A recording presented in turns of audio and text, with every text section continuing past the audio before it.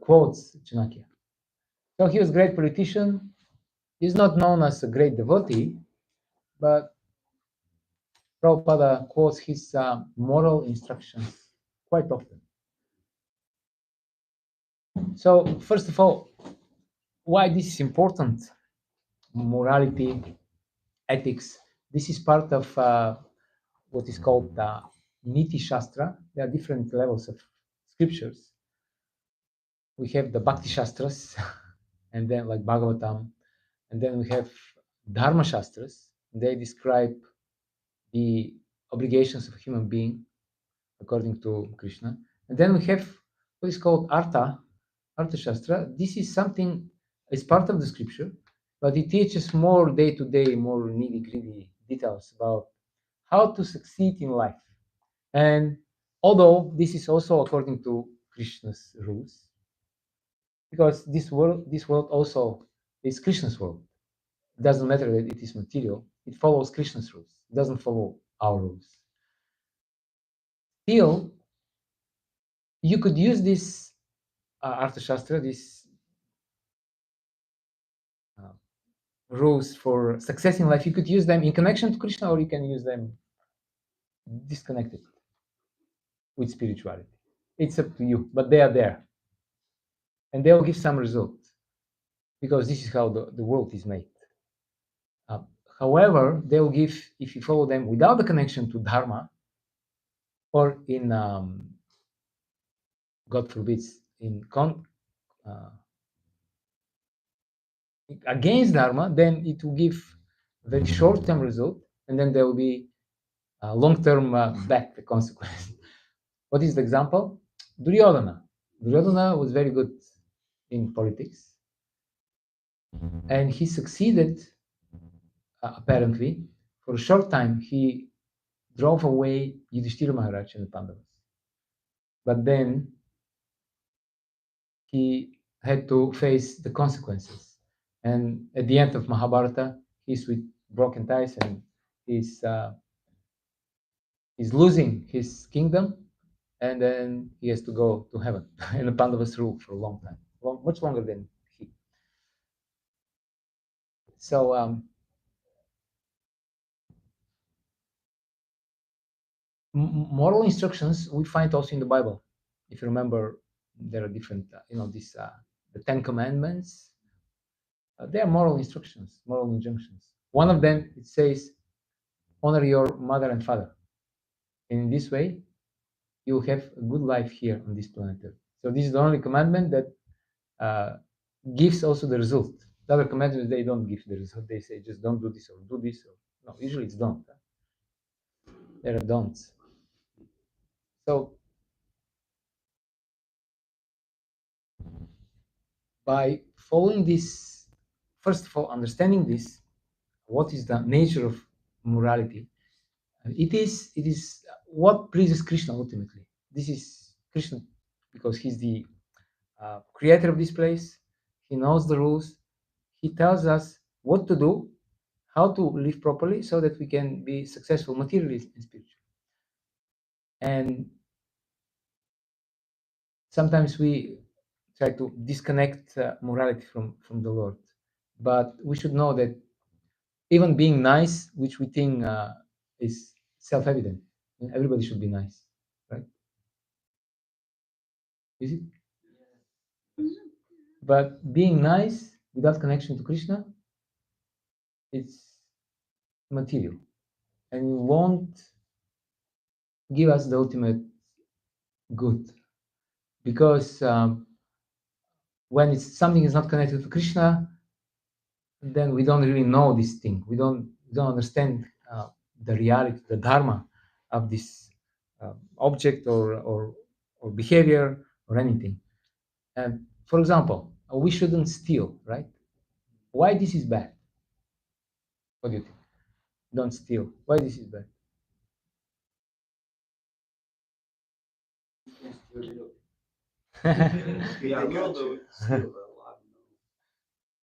How much we can steal? How much?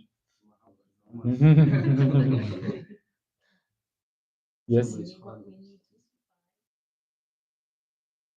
Okay, this is in Shastra also.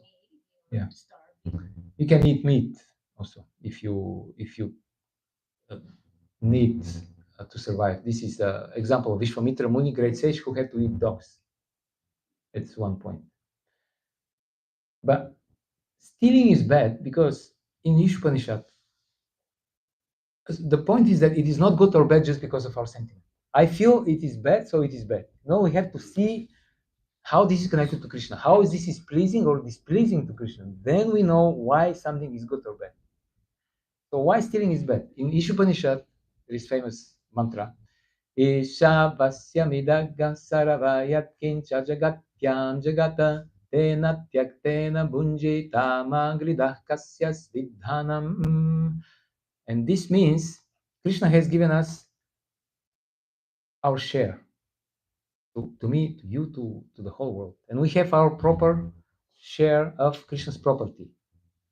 We can use it for a certain amount of time.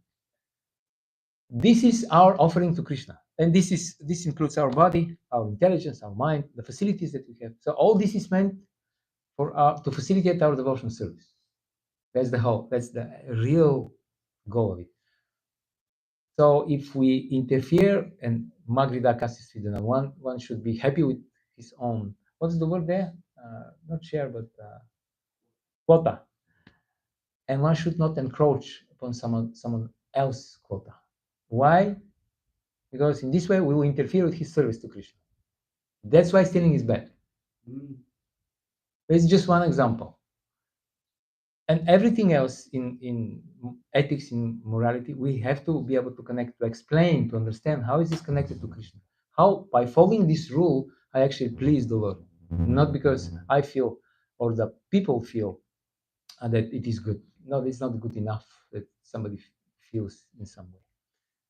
It's pious, but it's material. So we are striving for transcendental. Okay, so all this said, let me try to read something. I'll read some of these instructions of Chanakya, and sometimes I'll read also some quotations from Karmi authors that I put here, because amazingly, the non-devotees, just like a broken watch, 2 times in a day it is right? It's correct. So even if you're non-devotee, or if you're semi-devotee, still you can, by Krishna's mercy, he can inspire you and can say something that is actually, hey, look at this. I was just about to quote you. Okay.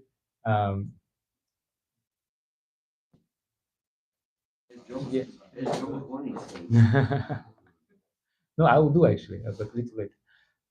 So by Krishna's inspiration, they can say something that is connected and it makes sense. It is actually proper. Twice a day. Yeah, if Krishna inspired them, even more. Okay, so the first verse we'll want to read. It's about the 7 mothers of men. How many mothers we have usually in the West? How many mothers we think we have? One. We think one. One. So it turns out there are more. So let's see. One's own mother, the wife of the guru, the wife of a brahmana, the wife of a king, the cow, the nurse, and the earth are known as the 7 mothers of a man. So why is this so important? And material society, mother is very highly esteemed. This is probably the most respected person. And also in Shastra, it is stated that the mother is the first guru before the father. So Srila Prabhupada also says that the mother's love is the closest to the spiritual love, to spiritual emotions. It's so selfless. It's still material, but it's the closest you get. So by acknowledging that, so usually people respect their mothers at least. Even these great big dacoits and mafia guys, they and their mother still loves them, and she would say, well, he was a good guy, but he got bad association, bad company. But he's a very nice boy. So and usually people respect and honor, and they are obliged to their mothers. By acknowledging that there are more than one, what's happening? We broaden the range of people that we feel obliged to, that we respect. And we are not aware that there are more than one mothers normally. So therefore, the moral injunctions they teach us. No, the wife of your teacher, she's also your mother. You have to respect her as your mother. The wife of the brahmana, of any brahmana, that means the priest in the temple. It means any intellectual, any qualified person who is giving spiritual knowledge. His wife should be respected. The cow should be respected. We shouldn't kill animals, especially cows. Planet Earth should be respected. So what is the result of this? We become more conscious about our indebtedness to many people. We indebted. We have to have gratitude and respect for much wider range of personality that we taught in the beginning. And this is something very good because it is obviously superior to be grateful and respectful um, to being ungrateful and disrespectful. And it is pleasing to Krishna because Krishna likes, and this is the way he deals with living entities. Krishna respects everyone and loves everyone. So we have to follow the same. Here, let's see.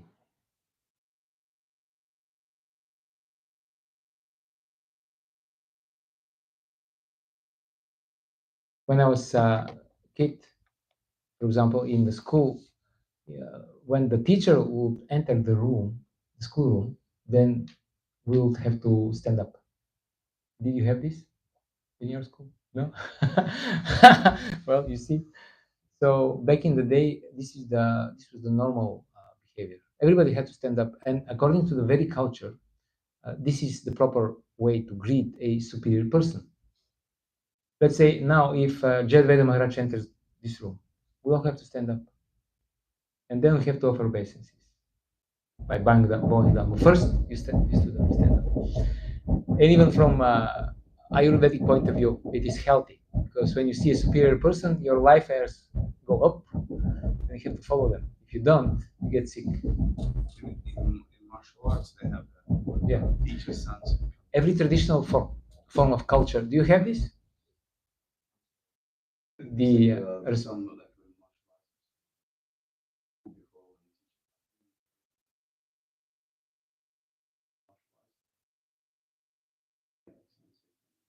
Oh yes, standing up and yeah. bowing is like right. So what happens when we show respect to the superiors? What happens?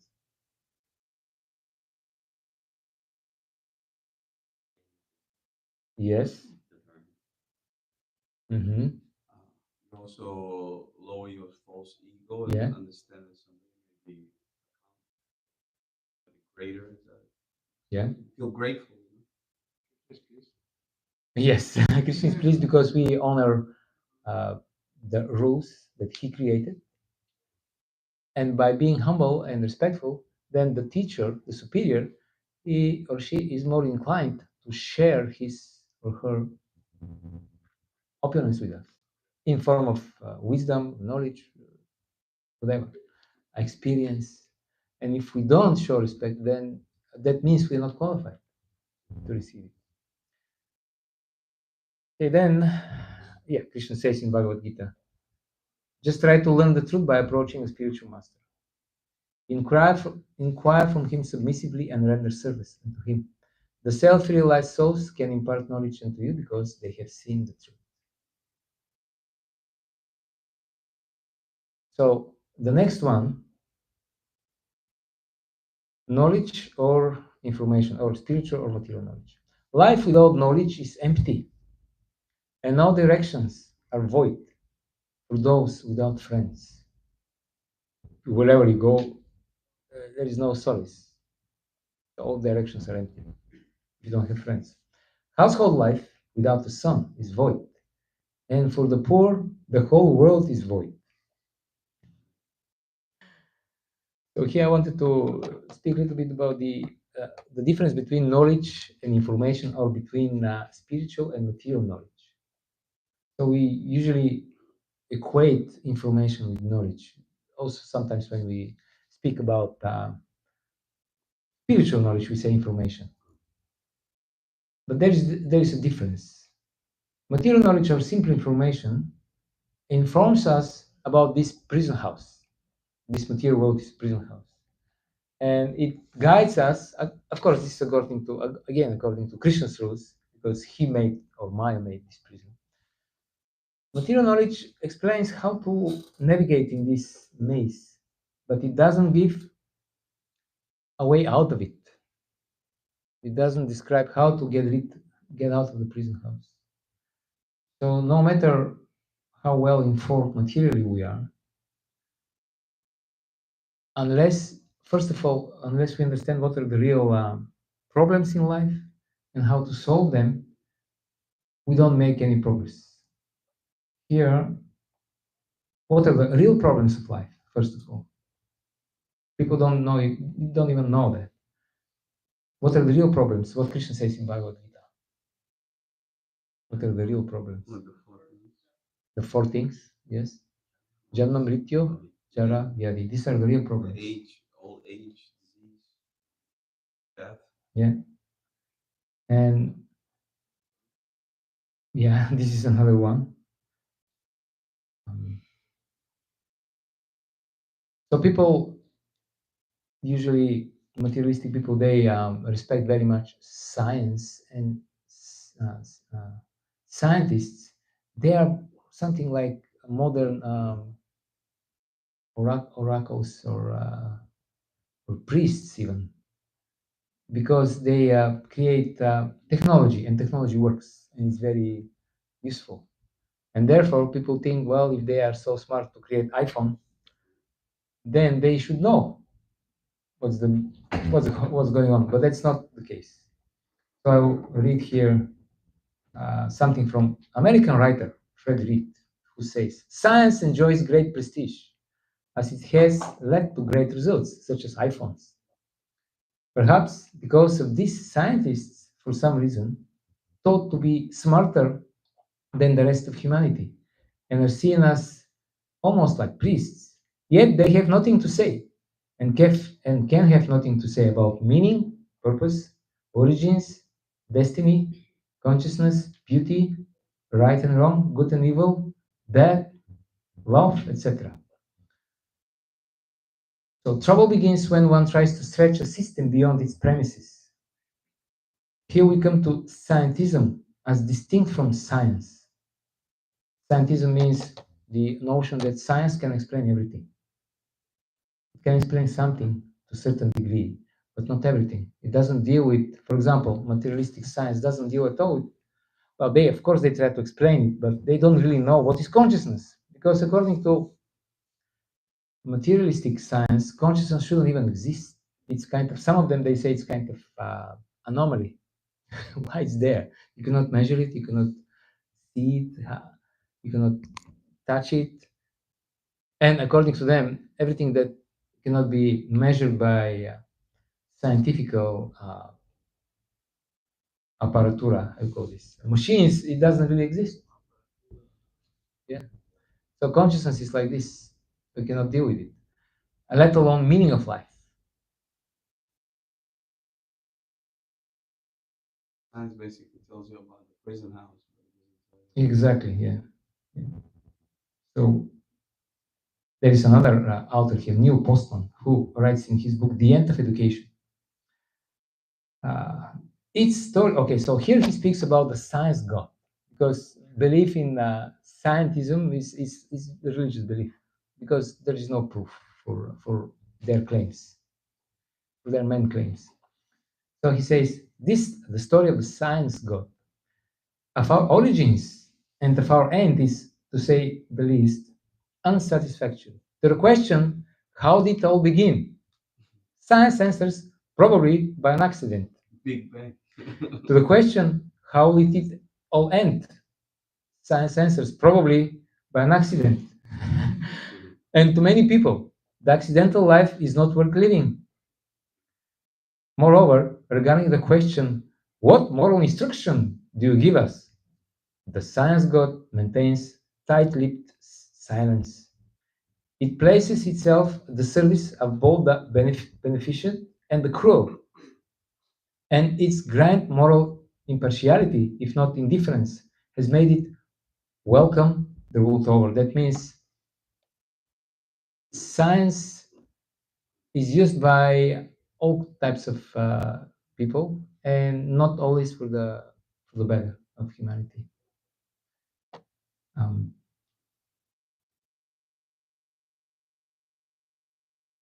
So the another quote from the same guy, Neil Postman. To the question, what problem does the information solve? The answer is usually how to generate, store, and distribute more information, more conveniently, at greater speeds than ever before. For what purpose or with what limitations? So what is the purpose of storing more and more information? What is the purpose of making faster and faster computers? This is a progress, but why do you do that? What are you gonna attain by this? To store more and more information, to acquire more facilities, material facilities, to etc. But why? So for what purpose? And it is not for us to ask, and we are not accustomed to asking, since the problem is unprecedented.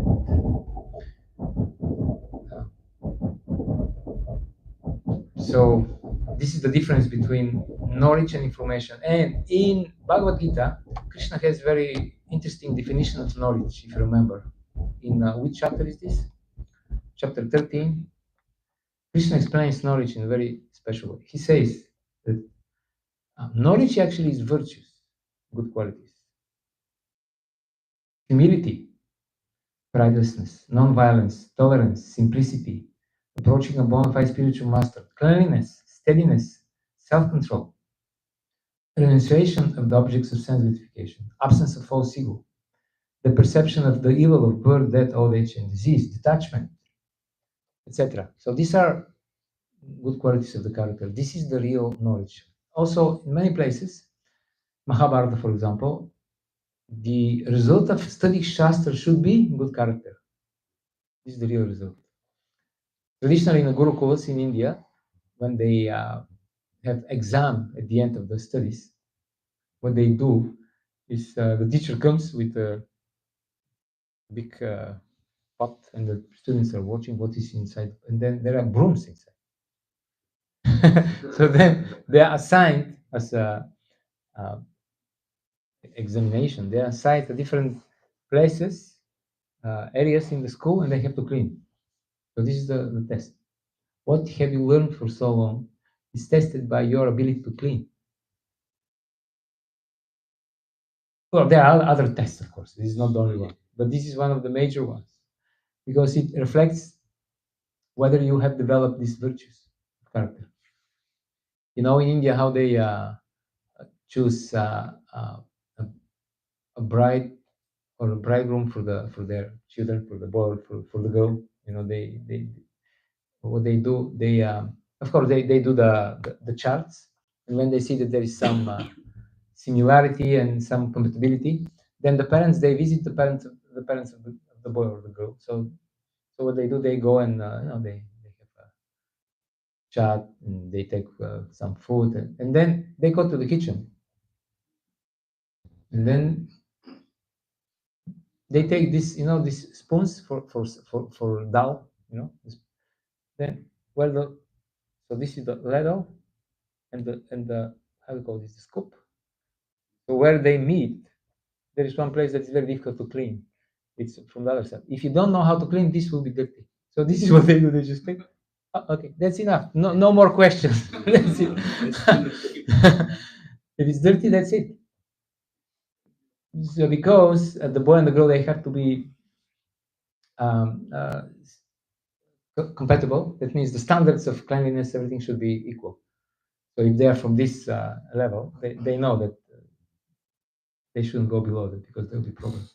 Because after the romantic period fades away, then you have to live with this person, and he or she can drive you mad if they don't follow these rules that you are accustomed to while you are at your house with your parents. So cleanliness. So these are all tests whether we have acquired knowledge, because knowledge should be applied in practical life. Basically. So, like, if I understood correctly, information means you know something, whatever. You know how many windows we have. But knowledge means there is a very, has a greater impact on your life. It will give you qualities that will be very valuable for your practical life.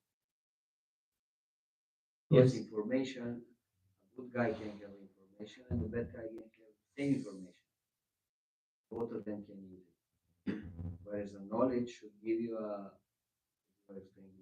moral existence, at least, even ideally spiritual. Yeah, ideally, knowledge will solve your problem, the problems of life. That means by knowledge you become liberated from suffering. That's the idea. And by information, you just remain entangled in the material world. Maybe you'll get a better knowledge about the prison house. You'll get a better cell. You'll understand how to deal properly with the inmates so that they don't harass you too much and stuff like that. You navigate inside the prison, but to get out of the prison, you need real spiritual knowledge. So And that's the big difference. So knowledge means you have to know who you are, who is God, what is the relationship between you, what is the goal of life, and how to attain. Sambandha, Abhidaya, and Prayojana. This is the real knowledge. So we know about this, huh? Sambandha, Abhidaya, Prayojana. I think I mentioned once that we have to know this. And if you guys learn at least this, it will be very nice. To be anything that we speak.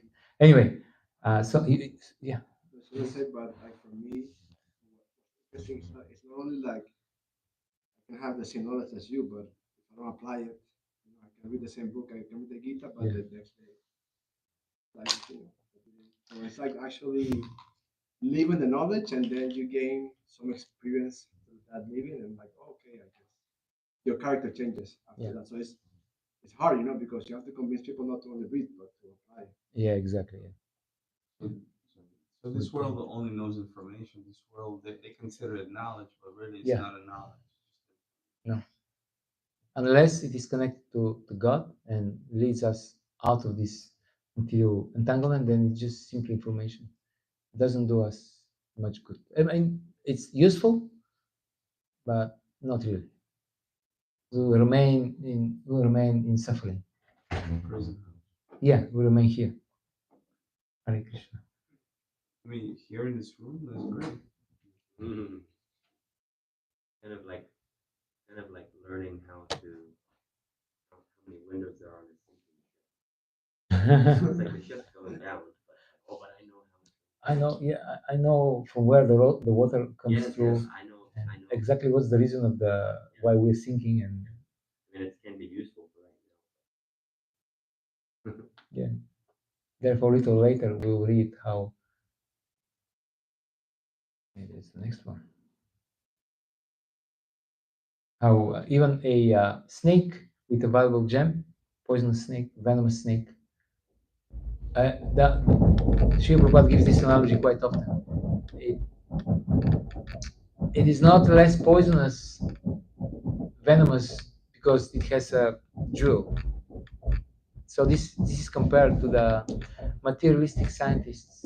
They look very attractive sometimes because they have knowledge. Some people know Sanskrit, they can quote verses from Gita, from Bhagavatam, but they're atheists. It sounds very attractive, and you become attracted and you go closer to the snake, and then he'll bite you. Don't go near to these people. Yeah. Okay. So we'll skip. Okay, so now, and the next one is our time ours. Even one moment of life spent cannot be regained for millions of gold coins. Therefore, what greater loss is there than time spent uselessly? Have you read this from Prabhupada's books? He often speaks about this. This is often quoted Chanakya verse. So I like to quote Shakespeare here. And in one of his dramas, there was one king who was not a good king. And then when he was put in prison, then he reflected upon his destiny. And then he said, I wasted time, and now time wastes me. So Ravindra Swarupu, he likes to quote this. And Richard II, I think. So most of us are convinced that we are the controllers and the enjoyers of this world. So we believe that we are the rightful owners of our bodies and our senses. And we lay many different claims on different objects. But perhaps the most important claim is on time, because everything happens in time. Whatever we want to do, we need time to do it. Therefore, Prabhupada gives this example of the person who was dying, and then he requested the doctor, please, the physician, give me 4 years more. I just need 4 years more. And Prabhupada says he cannot give you even 4 seconds more, because it is destined by Krishna, by the karma. Yeah, like by the karma. So all these moral injunctions, they make sense only if we accept the law of karma and reincarnation. Otherwise, it doesn't really make sense. We cannot explain it properly. So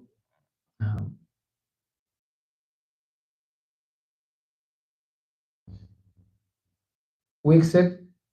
Okay, so now I'm going to read. Okay, first I'm going to read something from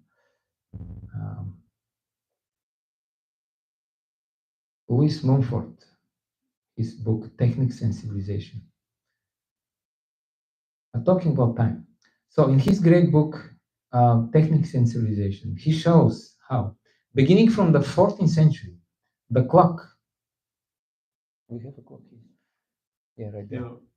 The clock, because this is when they came up with this, made us into timekeepers, and then time savers, and now time servers.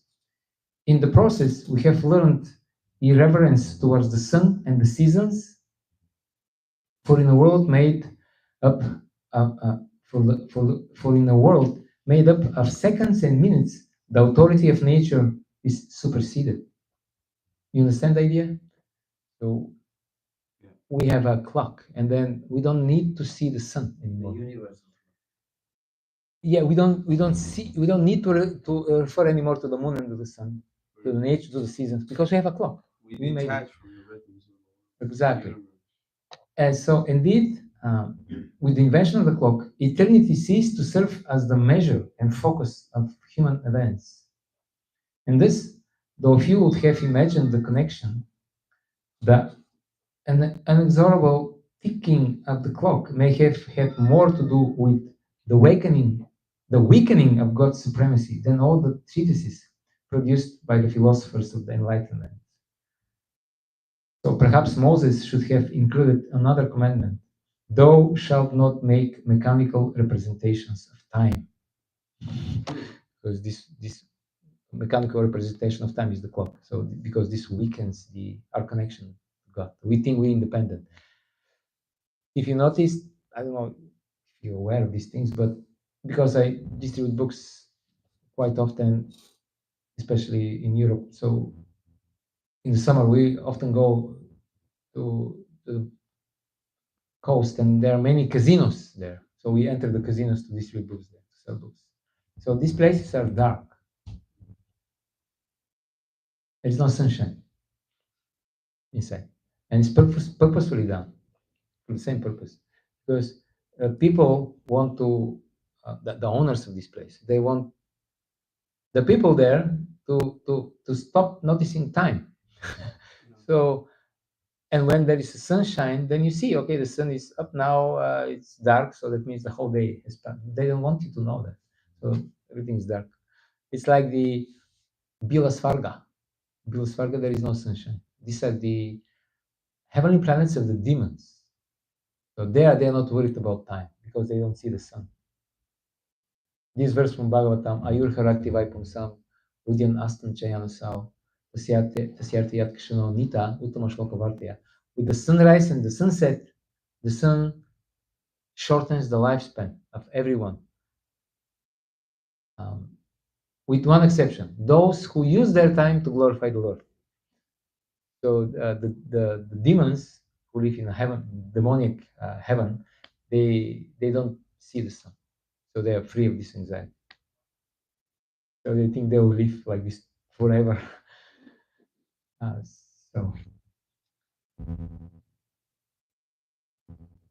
So then we were talking about the time. So I want to read something from a very nice book written by C.S. Lewis. It is his famous Screw Type Letters. So in this book, very funny book, you have a senior devil instructor who is instructing his pupil, his disciple, how to manipulate and how to make sure that he has some congregation there on this planet Earth, how to manipulate them and to make sure they go to hell. They don't never surrender to God. This is his task. So the teacher now we will read how he instructs, guides his disciple. And the topic is time. You ready? This is amazing piece. Listen carefully.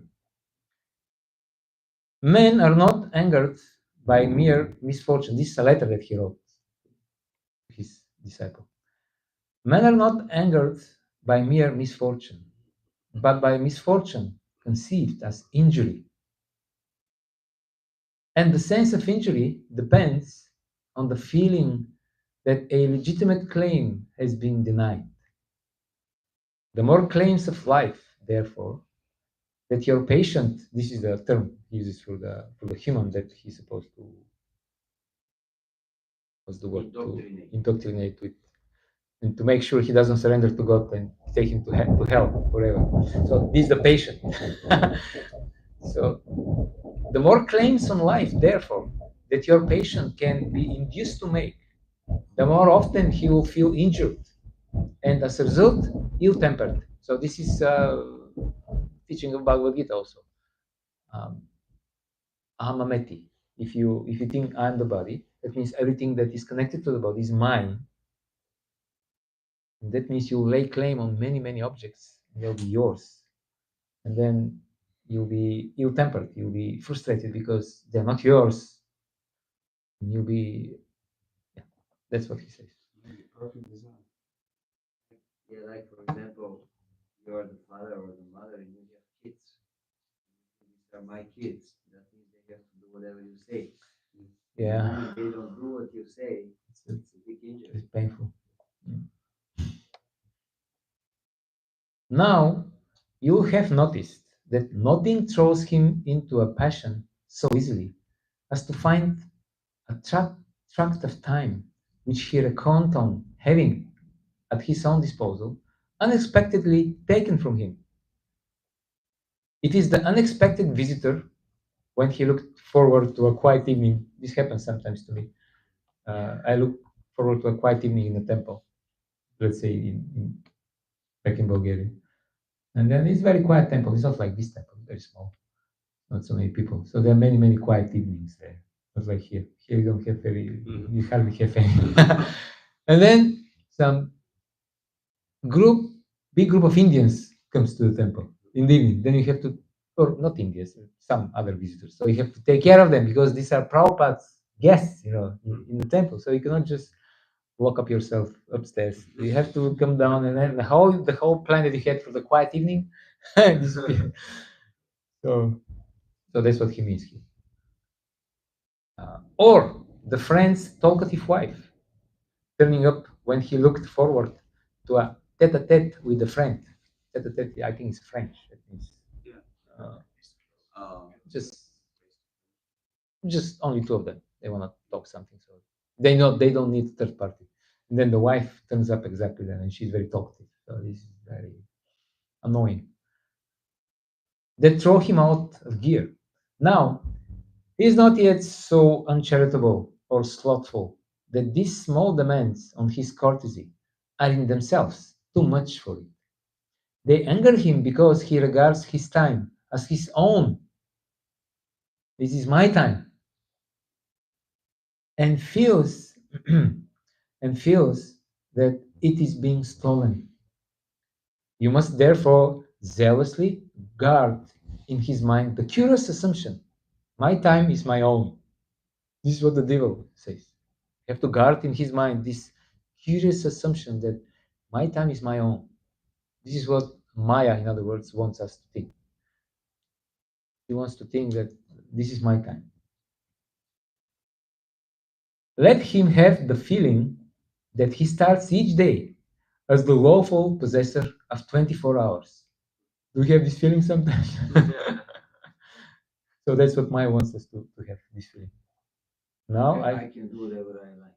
any damn thing I want, 24 hours. 4 hours. 24 hours. Let him feel as a grievous tax that portion of this property which he has to make over to his employers. So he has to go and work for 8 hours. So this is already very grievous because it's my time. I have to lend it now to my employer. It sucks, but what to do? And as a generous donation, that further portion which he allows to religious duties. So this is now our now we have to think about ourselves. So it's my time, and I'm very generous.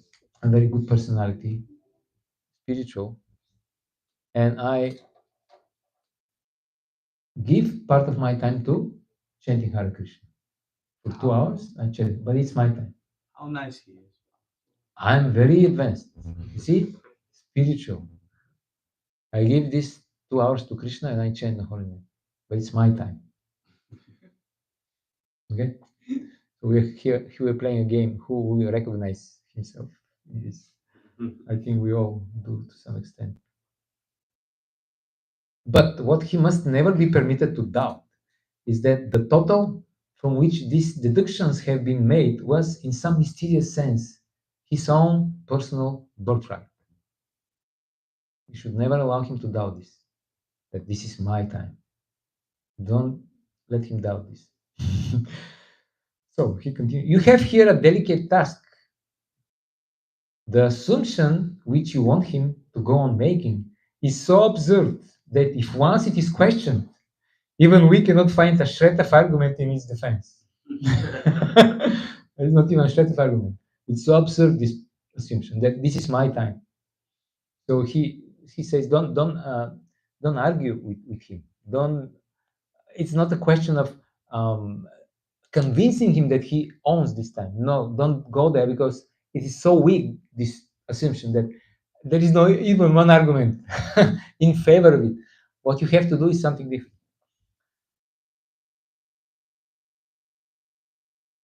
The man can neither make nor retain one moment of time. It all comes to him by pure gift.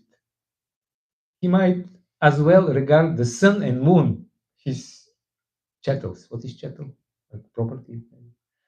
So it's so absurd to think that time is ours, as to think that the sun is mine and moon is mine. It's the same thing. When I speak of preserving this assumption in his mind, therefore, the last thing I mean you to do, is to furnish him with arguments in his defense. There aren't any. Your task is purely negative. Don't let his thoughts come anywhere near it, because they see the thoughts, they see the mind, the demons. Don't let him think about this at all. He has this assumption, which is very good for us. Let him go on making this assumption. Don't let him think, even question it. So what we're doing now is very, very against, because now we're thinking about this. Is this time my time actually? Because in the beginning of the book, the motto of the book screw type letters is something like the Satan is the proud spirit who most of it hates to be mocked. So he sent to mock here, Satan. It's a mockery because that's what he hates. Okay. Wrap a darkness about it, and in the center of that darkness, let his sense of ownership in time lie silent, uninspected, and operative. He should be silent, should be shrouded in darkness, and also operative. He should operate it all the time. The sense of ownership in general is always to be encouraged. Okay? This is Bhagavatam, Ahamameti. The humans are always putting up claims to ownership, which sound equally funny in heaven and in hell. And we must keep them doing so. Let them lay claims on different objects that they're ours. Much of the modern resistance to chastity comes from man's belief that they own their bodies.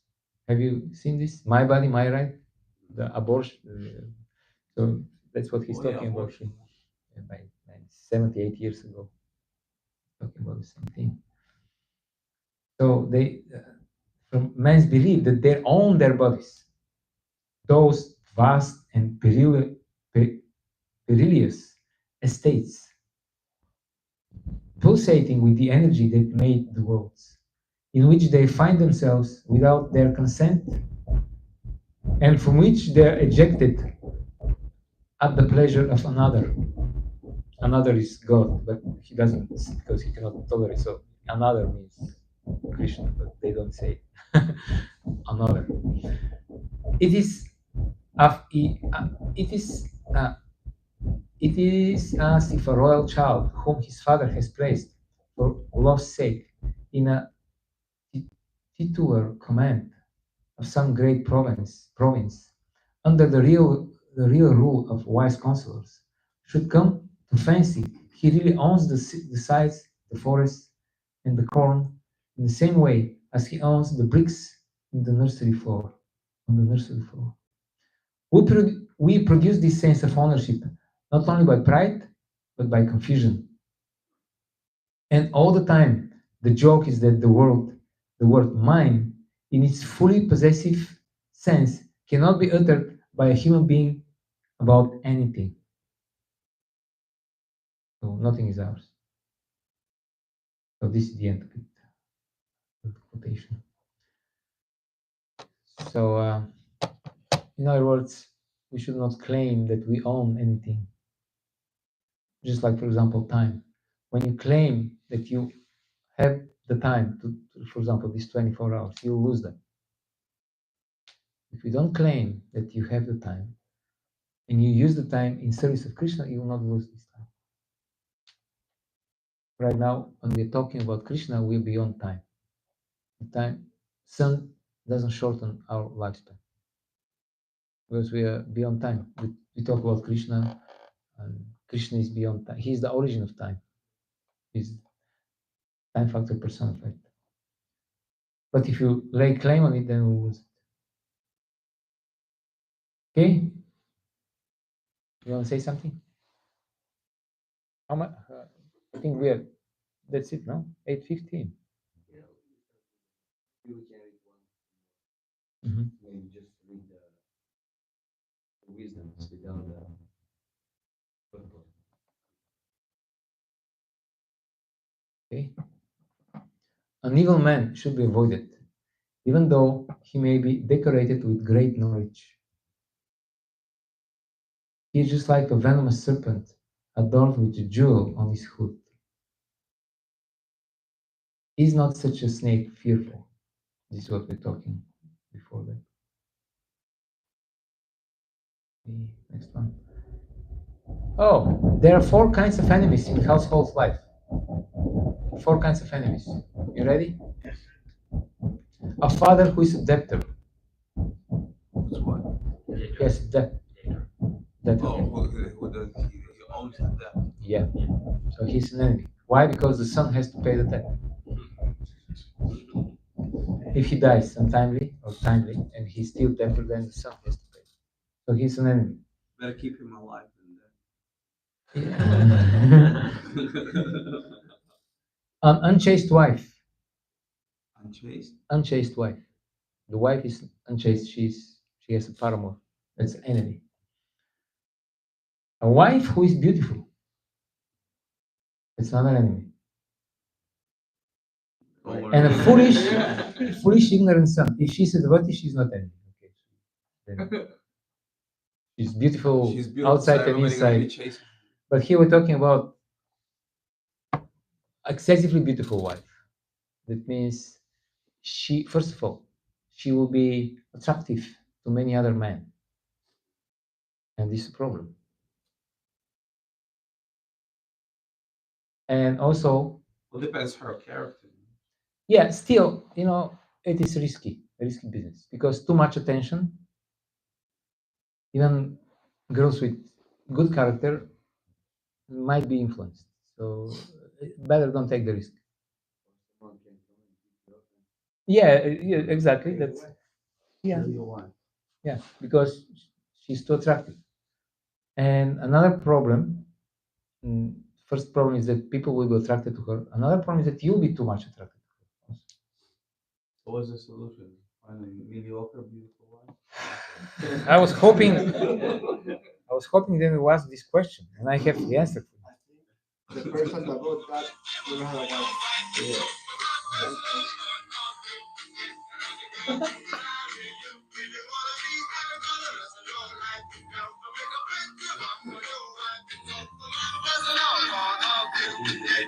Okay. So this is Jimmy Soul. If you want to be happy for the rest of your life, never make a pretty woman your wife. From a personal point of view, from my personal point of view, find an ugly girl to marry you. Even this guy, he has figured Walk on out. the street, the ugly girl, say, "Oh, perfect, here you are." Yeah. If you remember, Srila Prabhupada, he wanted to marry second time, and he had very beautiful girl in mind. His father, he told him, "My dear boy, I advise you not to marry, because it is good that you are not attracted to your wife. It will be easier for you to take vanaprastha." Don't. And then he listened to his father, and he didn't get Stay second with one. Yeah. So these are some. Where's the fourth one? The fourth one was Hare Krishna. Rich son, I guess. A foolish son, yeah. Ignorant son. And what was the third one? Unchaste wife. Can I ask you a question? Yes. How we can go, like Bhagavad Gita, Krishna says, Yes. I am Kalatita, like I'm beyond the time. Through devotion services, we say here that the time we spend for Krishna services is the real use of time, kind of investment of our time. But can we also go beyond time in doing the service, or how we can also achieve the position of Kalatit in devotion services? Beyond time means when we engage in devotional service, we are in our constitutional position, which is eternal. And when we engage in Maya, then we are in the material world, which is temporary, and everything will be taken away. It depends where we are, and gradually, by being in our constitutional position, gradually we will start to like it more and more, and in the end, we will be living only in the spiritual world. Because now we go to the spiritual world, then we come back. No, we chant the holy name for 1 hour, 2 hours, and even if we chant with sincerity and focus, then at the end we have to come back. And then, okay, there's some material things to do, but at one point we will not come back, and whatever we have to do, even material things, we will be in Krishna consciousness. Yeah. Krishna, Yes. you said Nitya, one is Anartha, well, not Anartha, like there's moral books, this different kind of books, like Yes. Dharma. what is it called? Like this Dharma Shastra, Dharma Shastra. And there's, you said, Anatta. Artha. Artha. Artha means gain or wealth. And How to be, what are the rules to be successful materially? And then there's one more, you said Nitya also. Niti Artha is the same. Oh, it's the same, it's interchangeable. All right, so the last one maybe? Yeah. One should fondle his son up to the point of 5 years old. Thereafter, one should administer punishment for the next 10 years. But when one's son reaches the age of 16, one should act as a friend towards him. So up to 5, very lenient. From 5 to 15, strict. And once he's 16, whatever you have been able to teach him, that's that. It's over now. From now on, you're just his friend because he cannot administer punishment anymore. It doesn't work. So this is the science. Muslim people, like, they have this kind of stuff. Yeah. That's how they teach it. I hope so. In Christian courses, by the way, it's the same. When we join, we have some 4 or 5 years, and then we have another 50. Anyway, here I'm speculating. So let me not speculate. Hare Krishna. Hare Krishna. Thank you very much for listening. Hello, Prabhu. Jai. Jai Prabhupada ki jai. I was curious on what Joe Mahoney's quote was. Oh, yeah, it's I believe in the law of karma. A friend of mine told me that I believe in the law of karma. That he believes in the law of karma. What was it like this? Or How did you say? It was, I believe in karma. Found someone's wallet the other day. And I was like, "That's a really good karma," and I kept it. got it? We go to original. Yeah. We have You can steal, but not too much. Just a little. Okay, now, Krishna, Hare thank you Krishna. very much, everyone. I mean, today we are kind of internal guys, so. So would you like to make 5-6 minutes of kirtan? And then we can. Here we can make some. Yes, very good.